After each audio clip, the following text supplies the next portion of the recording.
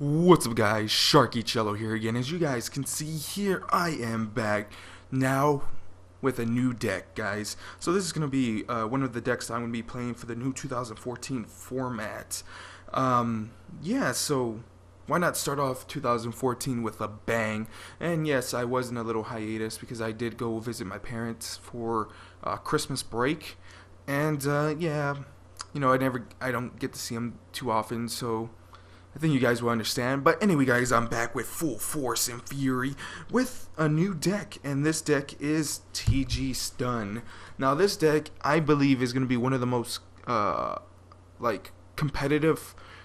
It's going to be one of the big decks, I believe, because once people soon realize how strong this deck is, a lot of people are going to be playing it because it really doesn't have that many bad matchups.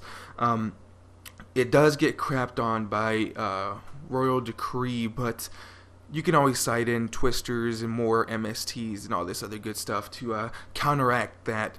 But without further ado, guys, I'm going to give you the deck list and explain each card. Actually, no, that'll take forever. But anyway, guys, without further ado, let me go into the deck list. So, this is TG Stun. So we got our TG lineup. And since TG Striker is now at 3, this is Striker, since he's now at 3, this deck is a lot more consistent and a lot more badass. So we got 3 Striker, 3 WarWolf, and 3 Rhinos. Now, if you guys don't know what these things do, they're all floaters. So if they're all destroyed and sent to the graveyard, during the end phase, you can add another TG monster to your hand other than itself. So, like, for example, if Rhino is destroyed, you can't add another Rhino, but you can add the other 2, and vice versa.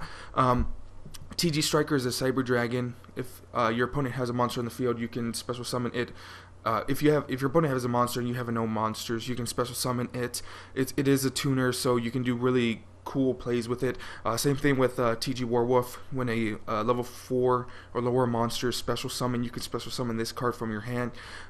This guy is really good. You can do so many combos with it. You can special summon Striker and then special summon WarWolf and go into a quick level 5 synchro, or if you're about to die or you want to stop your opponent's combo pieces, you can special summon WarWolf and then activate TG1 EM1 and just disrupt their combo and all this other good stuff. So WarWolf is probably your best TG in the deck and the one that you want to get in your hand as quickly as possible.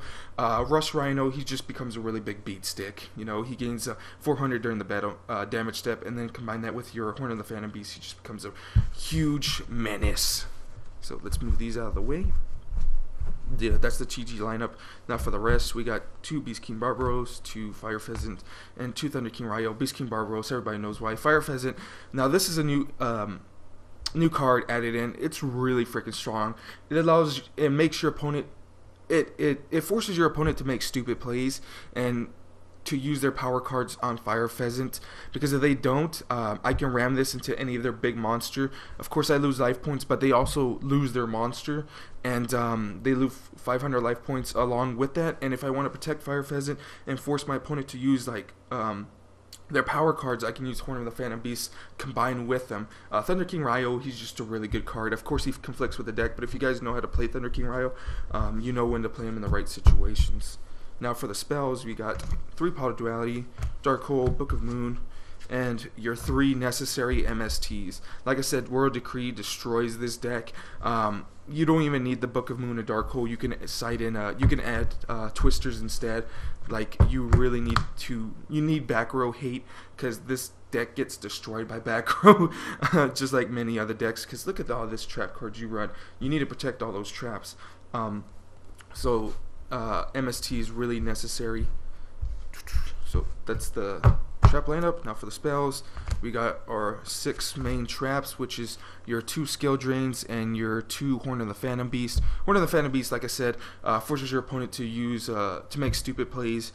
It gives a beast warrior or a beast 800 attack, and if it destroys the monster, and if it destroys your opponent's monster with your monster equipped with this card, you get to draw a card.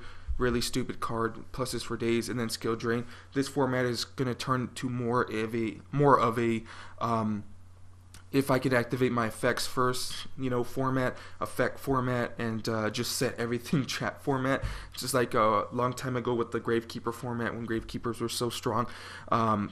So these two cards are going to be your main key of the deck, and the reason why your deck is going to do so good.